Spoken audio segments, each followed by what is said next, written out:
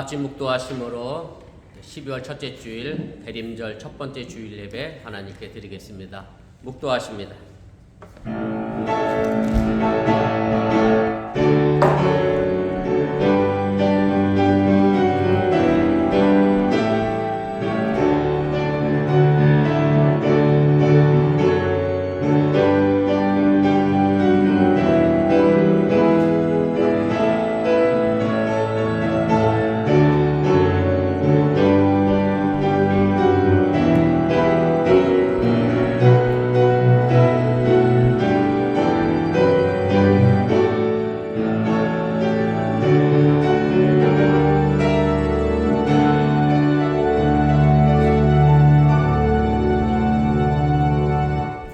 이새의 줄기에서 한 싹이 나며 그 뿌리에서 한 가지가 나서 결실할 것이요 그의 위에 여호와의 영 곧 지혜와 총명의 영이요 모략과 재능의 영이요 지식과 여호와를 경외하는 영이 강림하시리니 그가 여호와를 경외함으로 즐거움을 삼을 것이라. 아멘.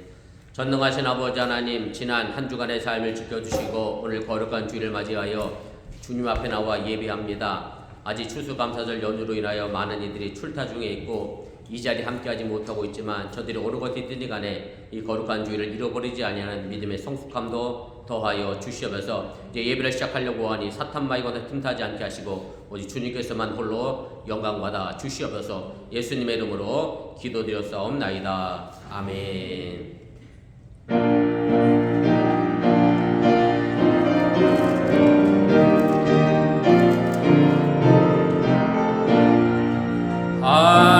하나님의 크신 사랑 하늘에서 내리사 우리 맘에 항상 계셔 온전하게 하소서. 우리 주는 자비하사 사랑 무한하시니 두려워서 떠는 자를 구원하여 주소서. 걱정 근심 많은 자를 성령 감화하시며 복과 은혜 사랑받아 평안하게 하소서. 전부와 끝이 되신 주님 항상 인도하셔서 마귀 유혹 받는 것을 속히 끊게 하소서. 전능하신 아버지여 주의 능력 주시고 우리 맘에 임하셔서 떠나가지 마소서. 주께 영광 항상 돌려 천사처럼 섬기며 주의 사랑 영영토록 찬송하게 하소서. 우리들이 거듭나서 흠이 없게 하시고 주의 크신 구원받아 온전하게 하소서. 영광에서 영광으로 천국까지 이르러 크신 사랑 감격하여 경배하게 하소서. 아멘. 성시교독 115번 구주강님 첫 번째를 교독합니다. 성문으로 나아가라 나아가라 백성이 올 길을 닦으라.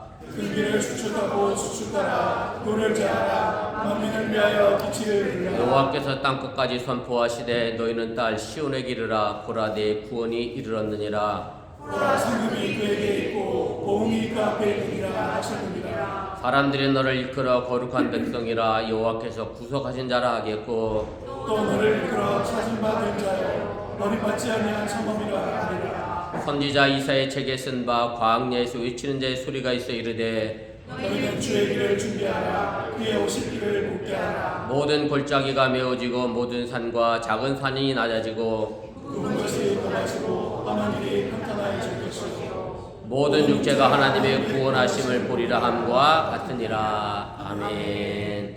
전능하사 천지를 만드신 하나님 아버지를 내가 믿사오며 그 외아들 우리 주 예수 그리스도를 믿사오니 이는 성령을 인케하사 동정녀 마리아에게 나시고 본디오 빌라도에게 고난을 받으사 십자가에 못 박혀 죽으시고 장사한 지 사흘 만에 죽은 자 가운데서 다시 살아나시며 하늘로서 전능하신 하나님 편에 앉아 계시다가 죄로서 사한 자와 죽은 자를 심판하러 오시리라. 성령을 믿사오며 거룩한 공예와 성도가 서로 교통하는 것과 죄를 사하여 주시는 것과 몸이 다시 사는 것과 영원히 사는 것을 믿사옵나이다. 아멘.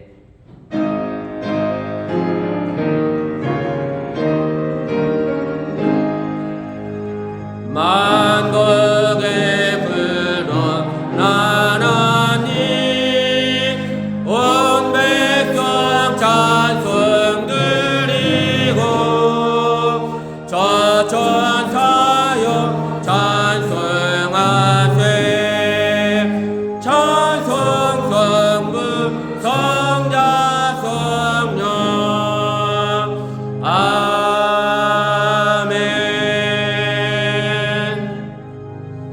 같이 자리에 앉아주시기를 바랍니다. 이 시간을 위하여 백중기 권사님 우리를 대표하여 기도 인도하십니다.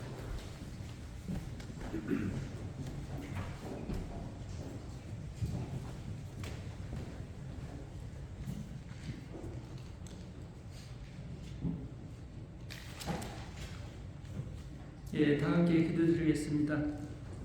하나님 아버지, 오늘 거룩한 주일 어복감리교회 성도들 함께 모여 하나님께 예배드릴 수 있도록 저희들 인도해 주심에 감사드립니다. 오늘 저희들이 예배에 오셔서 성령 충만, 은혜가 넘치는 예배가 되게 하여 주시옵소서. 하나님 아버지, 지난 한 주의 삶을 되돌아볼 때 생각으로, 마음으로, 그리고 말로써 행동으로 지은 죄가 많이 있었음을 또한 회개합니다. 저희들이 이런 허물을 예수님의 십자가 보혈의 피를 씻어주시옵고 위로받고 세상에서 승리하는 삶을 살게 하여 주시옵소서.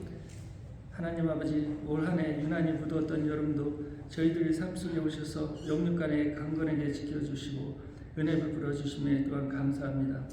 또한 각 가정에 감사와 평강의 은혜가 넘쳐나게 하여 주시옵고 범사에 예수님의 사랑을 실천하는 삶을 살아가게 하여 주시옵소서. 믿음의 선한 영역을 가진 신앙생활을 하는 저희들 성도가 되게 하여 주시옵소서. 하나님 아버지, 이제 감사의 계절 가을도 마무리하고 겨울이 다가왔습니다. 하나님께서 이 한 해를 잘 마무리하여 한 해가 헛되지 않게 풍성하게 지어주시옵고 다가오는 추운 겨울도 잘 극복하게 하여 주시옵소서. 저희들이 믿음이 쭉정이와 같은 믿음 열매가 되지 않게 하옵시고 알곡이 가득 채워진 믿음의 열매가 되게 하여 주시옵고 교만하기보다는 겸손하고 감사하는 삶을 살게 하여 주시옵소서. 하나님 말씀의 열매가 가득하게 채워주시옵고 하나님의 영광이 각 가정에 해같이 빛나게 하여 주시옵소서. 하나님 아버지, 저희들 이곳 미국에서 이민자의 신분으로 살고 있지만 사랑하는 조국 대한민국이 분열로부터 하나 되게 하시고 더욱 부강한 대한민국이 되기를 기도합니다. 하나님을 두려워하고 하나님의 선한 뜻에 순종하는 예정자들이 되게 하여 주시옵소서. 하나님 아버지, 세계 곳곳에서 전쟁으로 많은 사람들이 소중한 생명을 잃고 또 고통 속에서 하루하루를 살아가고 있습니다. 이제 날씨도 더욱 추워져 더욱 열악한 환경 속에 고통이 심해지고 있습니다. 우크라이나와 이스라엘에 평화의 주님을 오셔서 그 땅에 평화가 하루속히 이루어져 소중한 생명들을 지켜주시옵소서.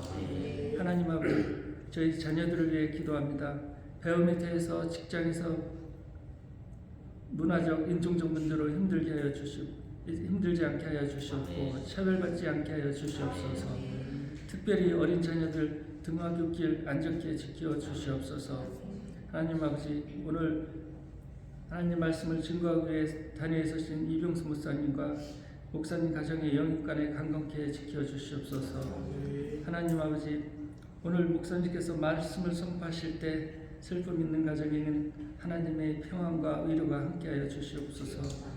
자녀를 위해 기도하는 부부가 있사옵니다. 그 기도를 들어주시고 응답받게 하여 주시옵소서.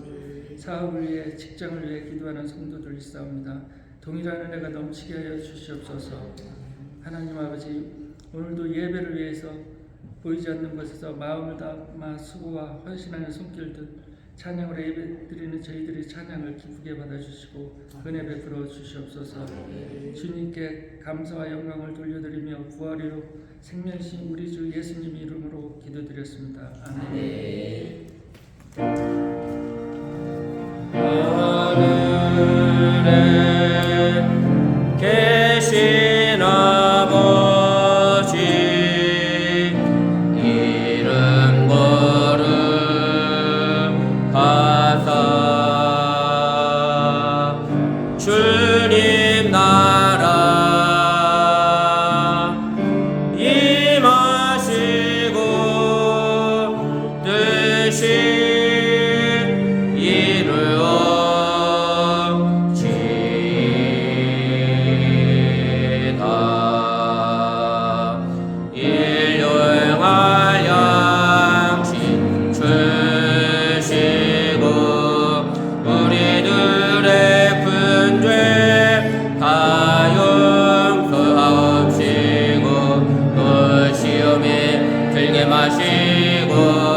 악에서 구원하소서. 대개 주의 나라 주의 권세 주의 영광 영원히 아멘.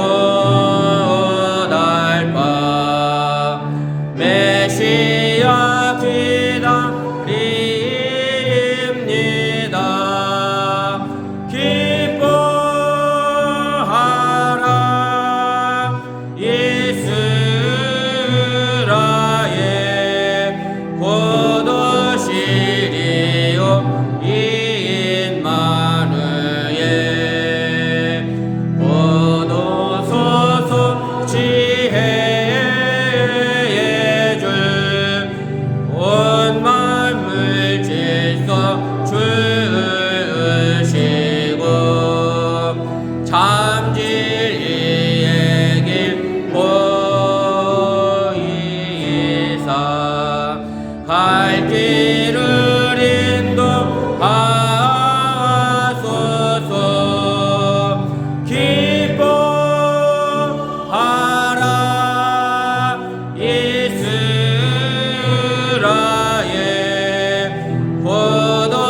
포도시리요 이인마누엘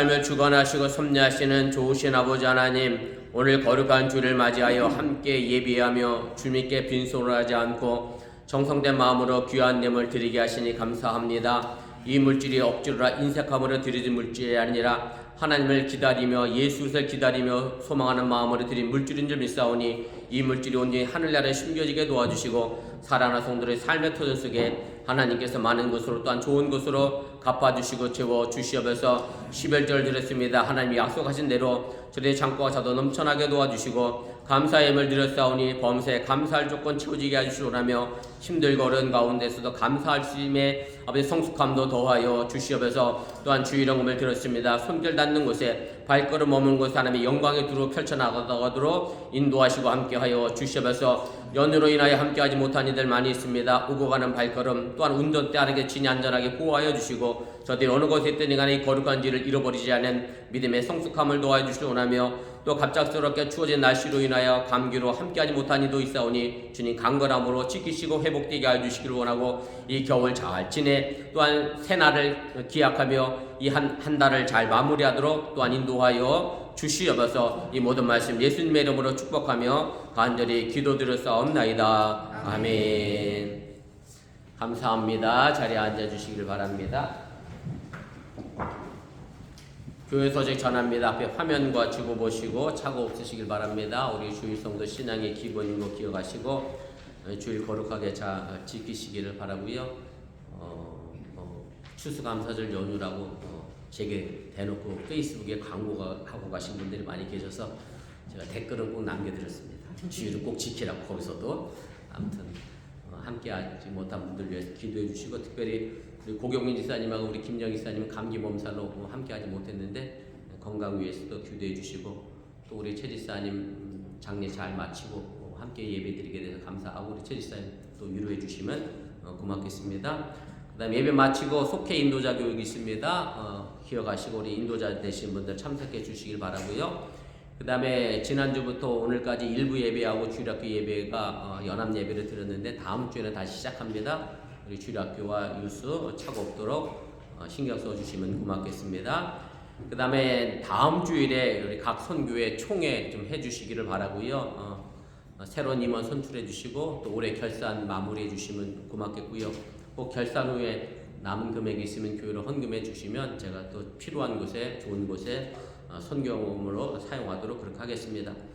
이번 주 자녀를 위한 안수 기도회 있습니다. 우리 7일입니다. 토요일 아침 기도회 시간에 있습니다. 기억하시고 자녀를 위한 안수 기도회가 주가 아니라 사실은 토요 가족 아침 기도회가 주입니다. 가족 되신 분들 다른 시간에 비하면 많이 늦게 하니까 꼭 기억하셨다가 일주일에 한 번만이라도 함께 나와 기도하시고 여러분의 삶을 되돌아볼 수 있는 그런 시간 될 수 있기를 바라고요. 더불어 광고드리는 것은 12월 7일 우리 청년 속회 모임도 오후 5시에 저희 집에 있습니다. 우리 청년들 날짜 기억했다가 참석해 주시면 고맙겠습니다. 그 다음에 기획위원회가 당회와 구역회 준비를 위하여 12월 15일에 있겠습니다. 우리 기획위원 기억하시고 참석해 주시고 당회와 구역회는 성탄주일이긴 한데 12월 22일 예배 마치고 바로 이 자리에서 그대로 하겠습니다. 당회 구역회 위해서도 기도해 주시기를 바랍니다.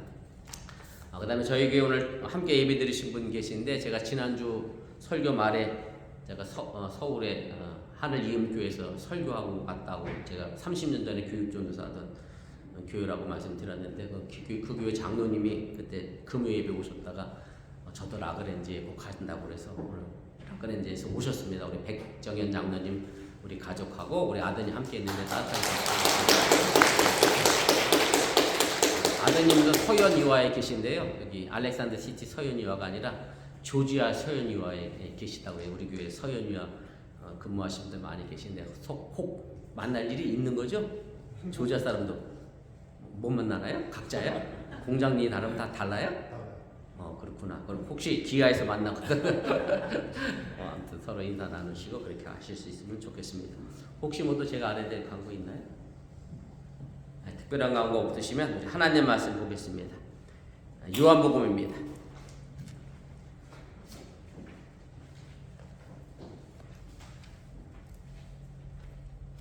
요한복음 21장입니다. 우리 15절 말씀부터 17절까지 말씀입니다. 짧은 구절이고 여러분들이 이미 잘 알고 계신 말씀의 내용인데 우리 함께 읽도록 하겠습니다.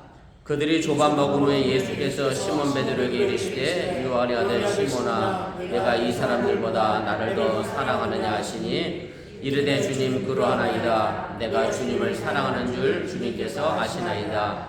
이르시되 내 어린 양을 먹이라 하시고 또 두 번째 이르시되 요한의 아들 시몬아 내가 나를 사랑하느냐 하시니 이르되 주님 그러하나이다. 내가 주님을 사랑하는 줄 주님께서 아시나이다. 이르시되 내 양을 치라 하시고 세 번째 이르시되 요한의 아들 시몬아 내가 나를 사랑하느냐 하시니 주께서 세 번째 내가 나를 사랑하느냐 하심으로 베드로가 근심하여 이르되 주님 모든 것을 아시오매 내가 주님을 사랑하는 줄을 주님께서 아시나이다. 예수께서 이르시되 내 양을 먹이라. 아멘.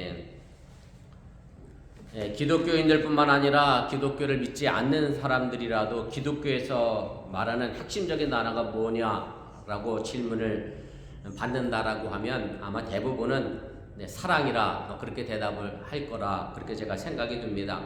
그만큼 사랑은 기독교의 핵심이라고 해도 틀리지가 않습니다.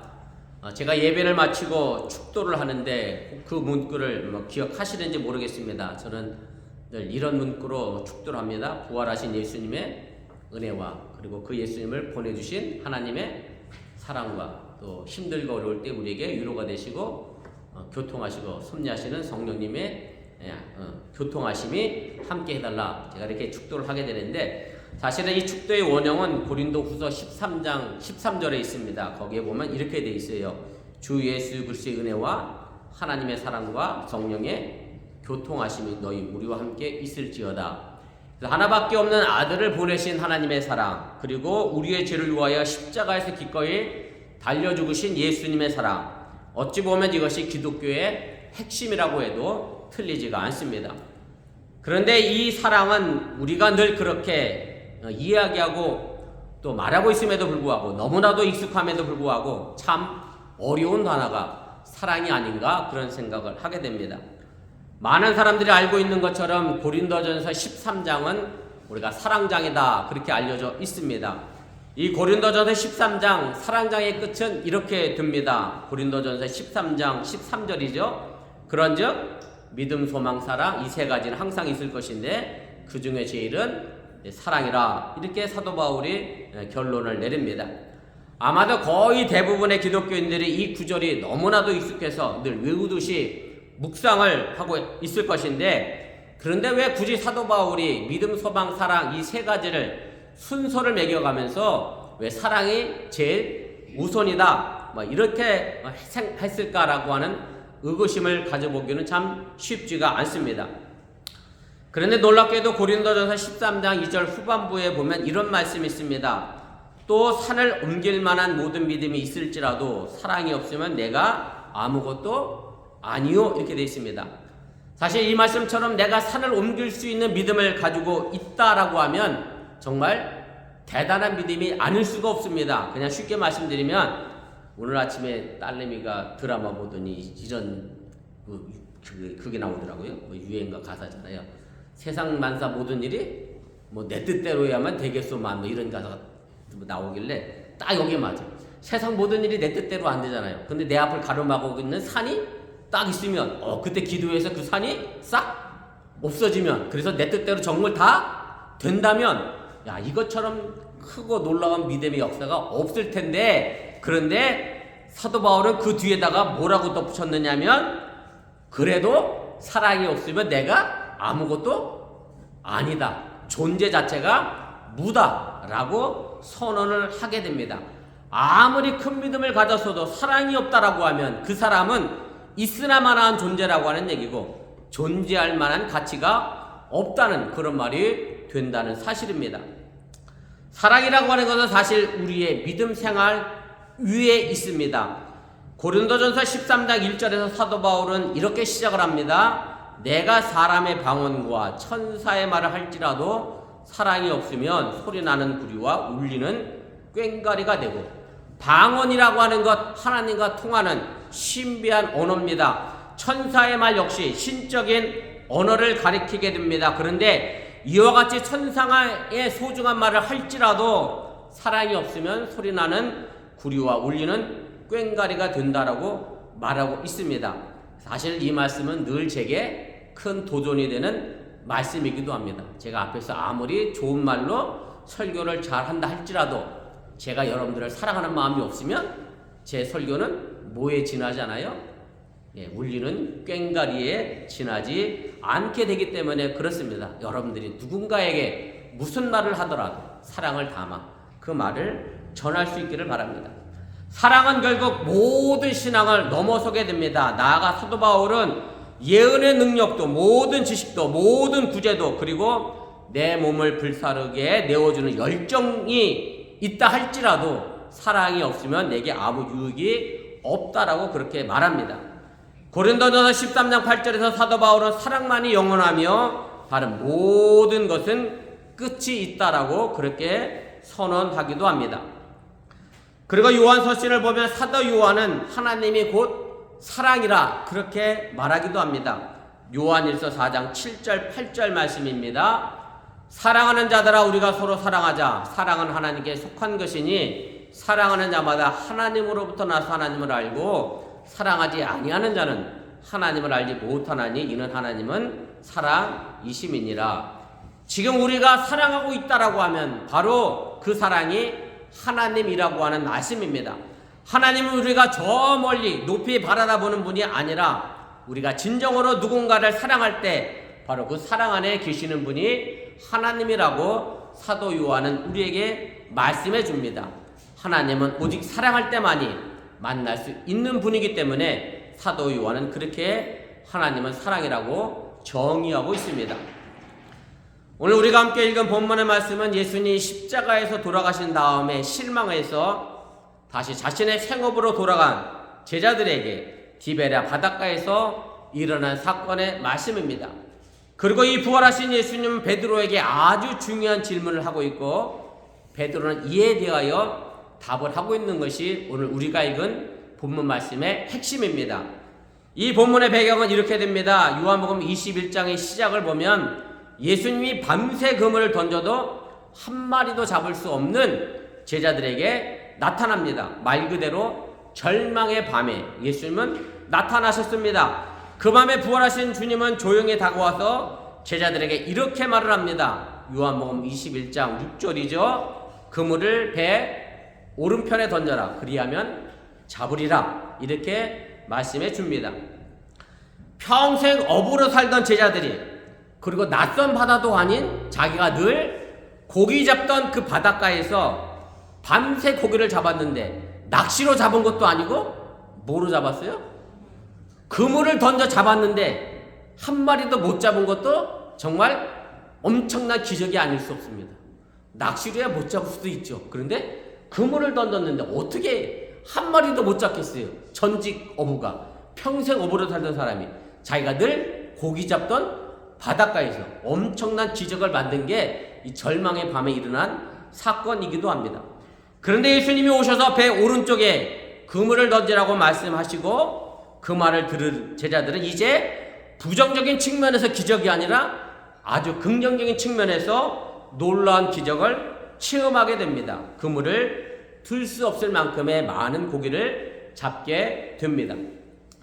주님이 어떤 삶과 주님이 함께한 삶의 차이가 이렇게 놀라운 두 기적의 모습으로 우리에게 다가오는 것은 본문 말씀의 배경으로 우리에게 오늘 주어지고 있고 이것은 요한복음 15장이 이미 예수님께서 언급하신 말씀 그대로 우리에게 이루어졌다고 하는 사실을 여러분들이 믿으시기를 바랍니다.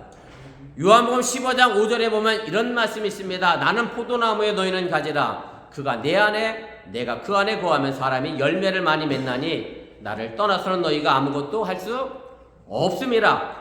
부활하신 예수님을 만나고도 디베랴 바닷가에서 고기를 잡았던 이 제자들은 예수님을 떠났기 때문에 아무것도 할 수 없었다는 얘기입니다. 요한복음 15장 7절은 또 이렇게 말씀합니다. 너희가 내 안에 거하고 내 말이 너희 안에 거하면 무엇이든지 원하는 대로 구하라. 그리하면 이루리라. 그 말씀 그대로 제자들은 또 많은 고기를 잡게 됐다라고 하는 얘기입니다. 그런데 요한복음 21장 11절 말씀 보면 이 잡힌 수의 물고기가 153마리라고 정확한 숫자를 기록합니다. 사실 153마리가 고래 같은 물고기가였다면 내가 그물을 들 수 없을 정도로 잡았다라고 이야기할 수 있을 것 같은데, 저도 사실은 아직 성지순례를 못 가봤습니다만 그 바닷가에, 그 호숫가에 고기가 커야 얼마나 큰 고기가 잡혔는지 153마리 정도는 글쎄요, 얼마든지 들 수 있는 무게의 물고기는 아니었을까, 저는 그렇게 생각을 하게 됩니다. 그러기에 이 숫자는 단순히 물고기의 숫자를 의미하지 않는다고 보는 신학자들이 많이 있습니다. 그리고 이 숫자를 초대교회 선교의 확장을 의미하는 상징적인 의미로 해석을 합니다. 153이라고 하는 이 숫자는 그리스도를 따르는 교회 공동체의 완전성을 상징하는 그런 숫자라고 하는 얘기입니다. 어떻게 얘기하는 거냐면, 성경에 상징적인 숫자가 많이 등장하는데요, 6이라고 하는 숫자, 하나님이 며칠을 가지고 이 세상을 만드셨죠? 7일. 그래서 그 가운데 하나가 빠진 6이라고 하는 숫자는 항상 무슨 숫자냐면 불완전한 숫자를 의미하게 되고요. 성경에 가장 많이 나오는 7, 그 다음에 10, 12, 12제자라고 하는 그 12의 수, 12지파의 수, 전부 완전의 수를 의미합니다. 그런데 153은요, 어떻게 계산하느냐면 1에서부터 17까지 1 더하기 2 더하기 3 더하기 해서 17까지 가면 얼마가 나올까요? 153이 나옵니다. 그런데 그 마지막 17은 완전수 10하고 더하기 뭐가 붙었어요? 7이 붙었기 때문에 정말로 초대교회의 완전한 공동체의 의미를 이 153이 의미한다라고 많은 신학자들은 그렇게 해석을 하게 됩니다. 그 완전한 교회 공동체에서 더 완전성을 이루기 위하여 예수님은 지금 베드로에게 뭐라고 말씀하시느냐면, 내가 나를 사랑하느냐라고 하며 사랑을 더하고 있음을 여러분들이 믿으시길 바랍니다. 그리고 주님은 제자들에게 와서 조반을 먹으라 그렇게 말씀합니다. 아마 여러분들도 다 경험했을 것 같은데, 특히 남자분들이 그랬을 것 같은데, 남자분 무슨 경험이냐면, 어린 시절 부모님한테 막 혼이 나서 방문 열고 나가기가 참 멋쩍고 쑥스러운데 엄마가 밖에서 막 달그닥달그닥 소리를 내면서 밥을 차려놓고 성엽아 와서 밥 먹어라 그러면 장로님 마음이 어떻겠어요? 엄마 마음이 드디어 뭐해졌구나? 풀어졌구나. 저는 엄마한테는 그런 경험이 별로 없고, 저는 우리 집사람하고 싸우고 나서 집사람이 부엌에서 막 덜그럭덜그럭 소리가 나. 드디어 저를 뭐 하겠어? 밥을 먹으라고 부르겠구나. 기다리고 있어. 물론 때로는 부르지 않고 혼자 먹을 때도 있습니다만은, 아무튼 방 안에 뻘쭘하고 가만히 있을 때 여보 와서 밥 먹어 라고 하는 그 소리는 나 이제 다 뭐가 됐어? 화가 풀어졌으니 마음 편히 와서 밥 먹으라. 다 그런 경험 있지 않아요, 남자들은? 아닌가? 저만 있나? 아니, 우리 여자 집사님들 안 그러시나 보지, 집에서? 그러죠? 다 그러죠, 장고사님? 다 그러고 살죠? 네, 다 아니야? 우리 집만 그렇구나. 아무튼 그 말을 들으면 화가 풀렸구나 하고 밥상을 같이 했던 그런 추억들이 있습니다. 한국 사람들은 밥을 같이 먹는 것으로 친분을 드러내기도 하고 화해를 나타내는 그런 의미로도 사용을 합니다. 그리고 오늘 본문의 말씀은 그렇게 밥을 먹고 난 다음에 예수님과 베드로가 대화하는 그런 내용입니다. 만약에 이 대화를요, 아침을 먹는, 조반을 먹는 중에 아마 예수님이 베드로에게 했다고 하면 베드로가 먹다가 어떻게 됐을 것 같아요? 취했을 겁니다. 왜냐하면 베드로는 어떤 생각이 떠올랐겠어요? 내가 예수님을 욕하고 저주하고 3번 모른다? 부인했기 때문에 예수님이 내게 3번 똑같이 묻는구나, 그런 생각을 하고 아마 들었기 때문에 아마 베드로는 밥을 먹다 취했을지도 모르겠습니다. 아침을 먹은 후 예수님은 베드로를 부릅니다. 그런데 예수님께서는 자신이 새롭게 지어준 이름인 바위, 반석이라고 하는 뜻의 베드로라 부르지 않고 원래 이름인 본명이죠. 베드로의 원래 본명 시몬이라고 부릅니다. 요한의 아들 시몬아 이렇게 부릅니다. 더욱이 육신의 아들을 강조합니다. 누구의 아들이요? 시몬은 요한의 아들이라고 부릅니다. 왜 예수님은 신앙의 이름인 베드로를 부르지 않고 자연인 육신으로 태어난 원래 이름 시몬이라고 부른 사실에 우리가 좀 주목해서 볼 필요가 있습니다. 그다음 바로 시몬이라고 한 그 이름이 베드로의 삶의 지금 현실이고 현재 베드로의 자리이기 때문에 그렇습니다. 예수님을 3번이나 욕하고 저주하면서 모르겠다고 했던 삶의 자리, 부활하신 예수를 만났음에도 불구하고 다시 자신의 생업으로 돌아간 바닷가의 어부의 자리, 바로 이 자리가 지금 시몬 베드로의 자리이고 지금 또한 우리의 자리라고 하는 사실을 여러분들이 잊지 마시기를 바랍니다. 한마디로 말해 지금 베드로는 그 이름처럼 바위와 같이 초자연적인 굳건하게 초질관 예수님을 믿고 사랑할 수 있는 베드로가 아니었다라고 하는 얘기입니다. 배신한 시몬만이 있는 그 자리가 지금 디베라 바닷가의 자리였고 아직 그 어떤 사람도 품을 수 없는 나약한 시몬이었다고 하는 사실을 여러분들이 깨달으시길 바랍니다. 그러나 주님은 그 시몬을 너무나도 잘 알고 있었고 그 시몬의 내면 깊은 곳에 있는 베드로를 바위 같은 견고한 믿음과 사랑을 알고 있었기 때문에 오늘 본문의 말씀에서 3번씩이나 베드로에게 묻고 있음을 깨달으시길 바랍니다. 요한의 아들 시몬아, 네가 나를 사랑하느냐? 예수님은 베드로에게 네가 나를 믿느냐라고 묻지 않으시고 네가 나를 사랑하느냐라고 물었습니다. 보다 근원적인 것이 사랑이기 때문에 그렇습니다. 그것도 3번씩이나 묻습니다. 아마 사실 베드로는 이 말에 뜨끔했을지도 모릅니다. 자기가 3번 부인한 것 때문에 아마 예수님이 내게 3번이나 사랑하느냐라고 묻는 것이다라고 아마 짐작했을지도 모릅니다.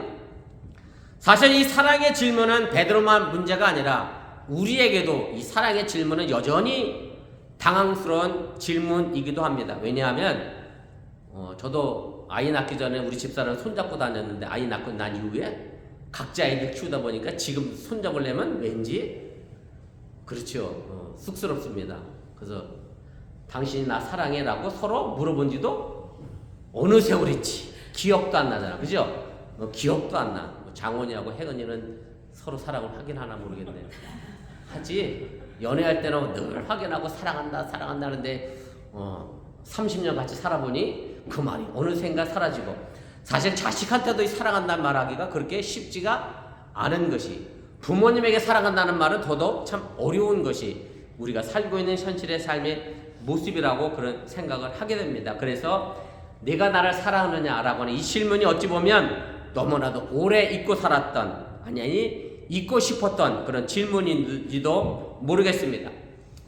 예수님은 그런데 베드로에게 3번씩이나 나를 사랑하느냐라고 묻습니다. 베드로는 그때마다 내가 주님을 사랑하는 줄 주님께서 아신다라고 대답합니다. 왜 이런 질문과 대답이 3번이나 거듭되는 것일까라고 하는 의구심을 우리가 가져보게 됩니다.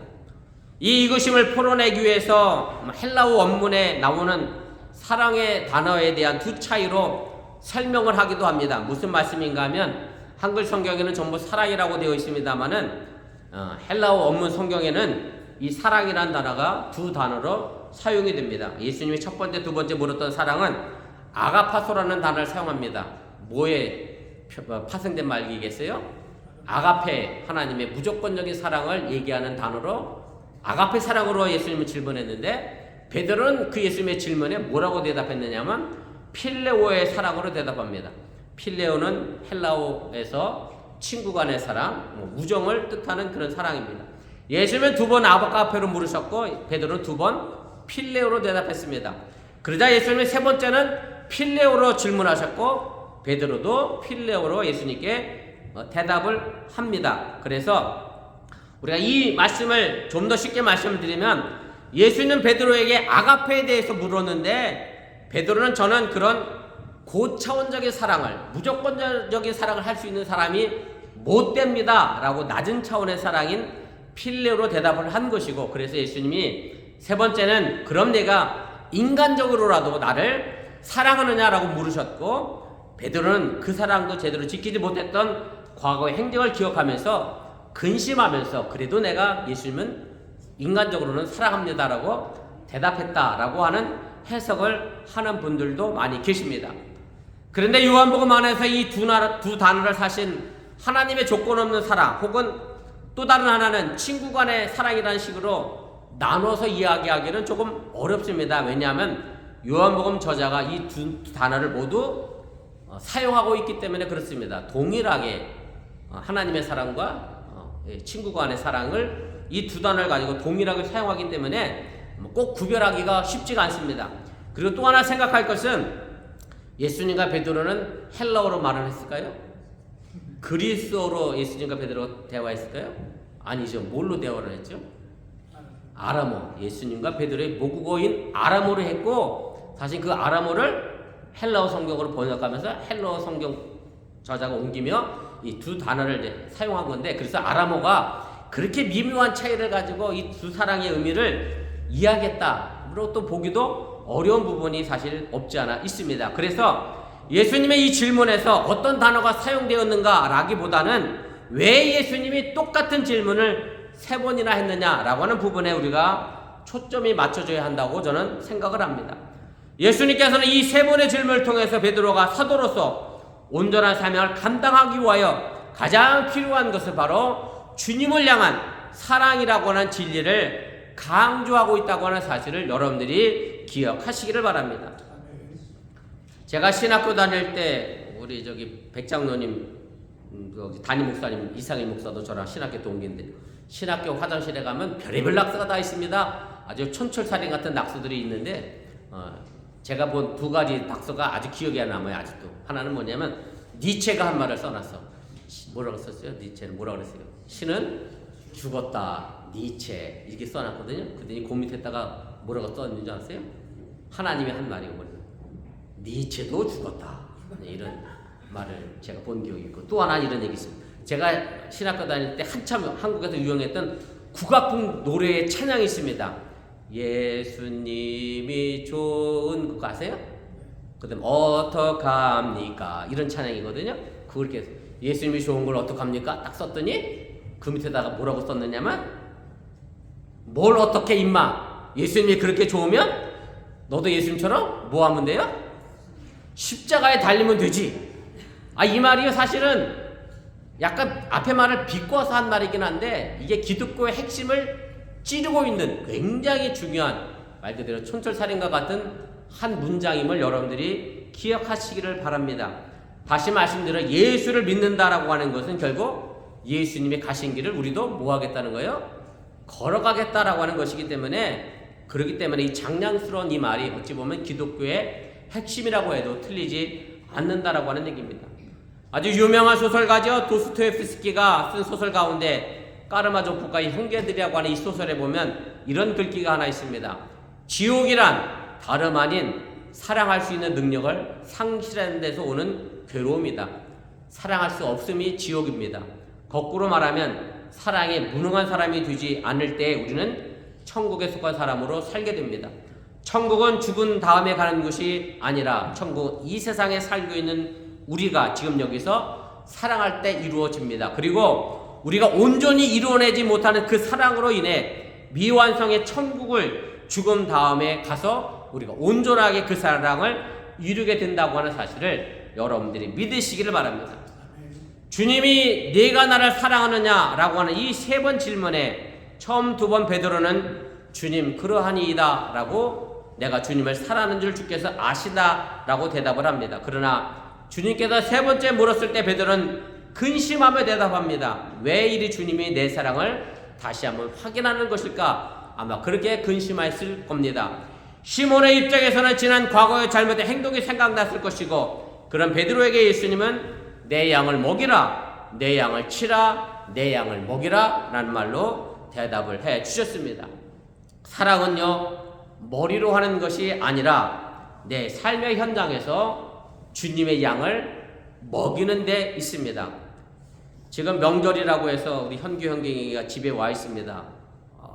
저랑 둘이 살 때는 사는 걸 그렇게 아끼더니 아들딸이 왔다고 얼마나 냉장고에 쟁여놓고 사놨는지, 때 맞춰 점심 저녁에 매 끼마다 다른 요리를 내놓는데 좀 한번 섭섭하기도 하지만 또 엄마의 마음이니 제가 충분히 이해합니다. 부모의 마음이잖아요. 무슨 얘기냐면 부모는 자식에게 조금이라도 더 먹이고 싶은 게 부모의 마음입니다.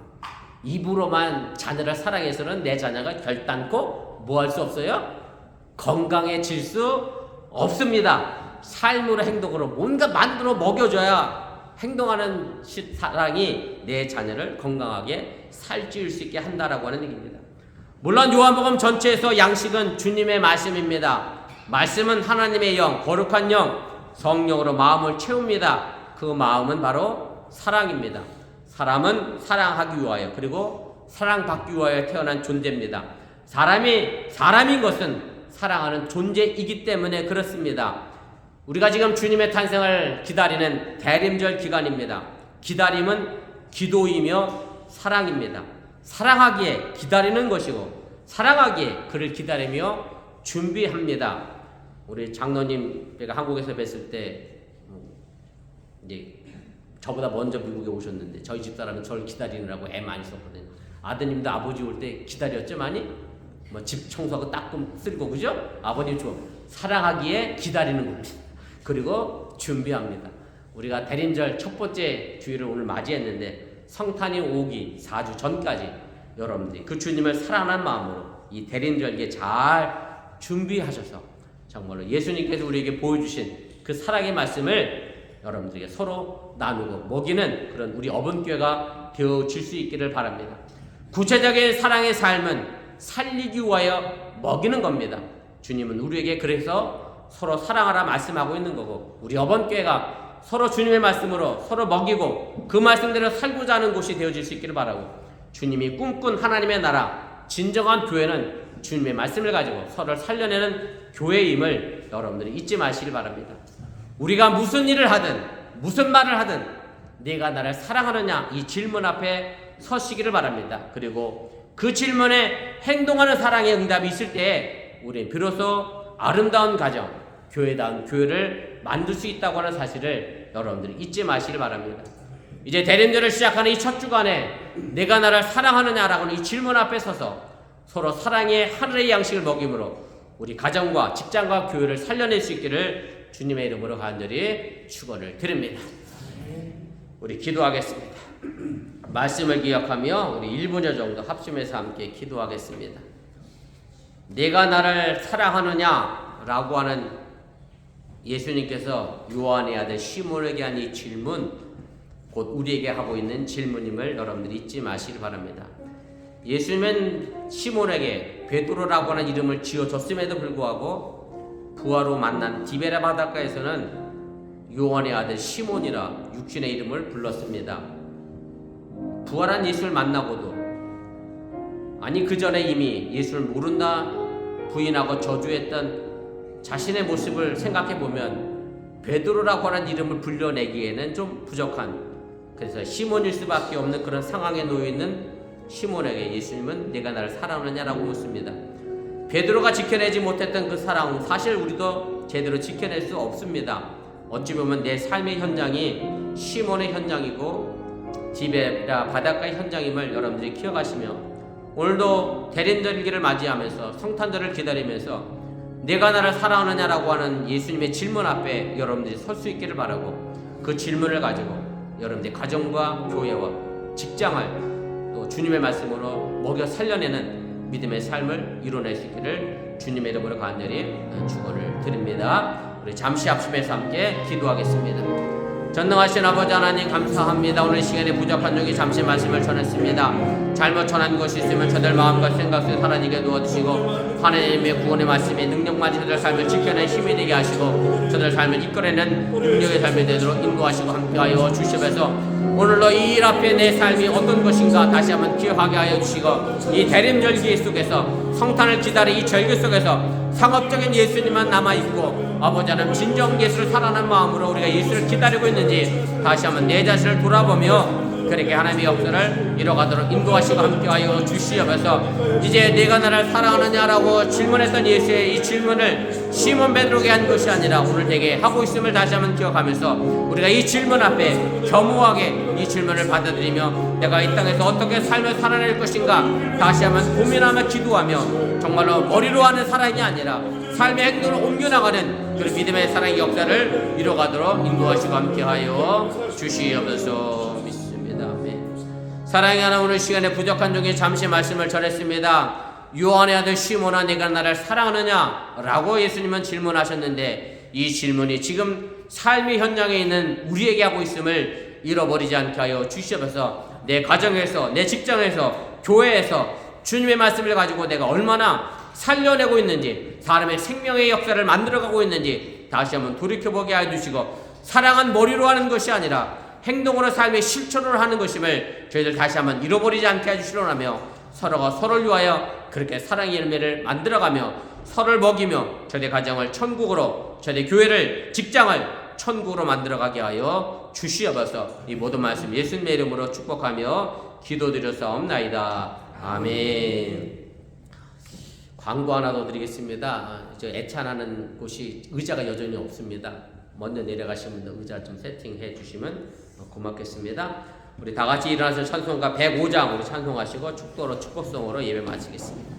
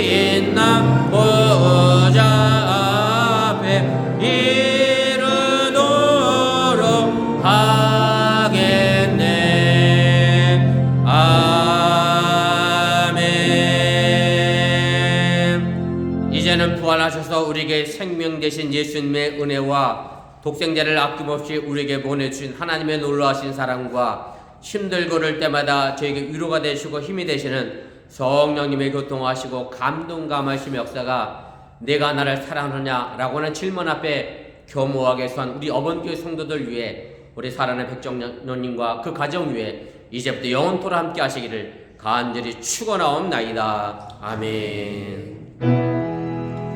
주신 하나님, 주신 하나님, 참 좋으신 나의 하나님, 우리의 예배를 받으신 하나님, 참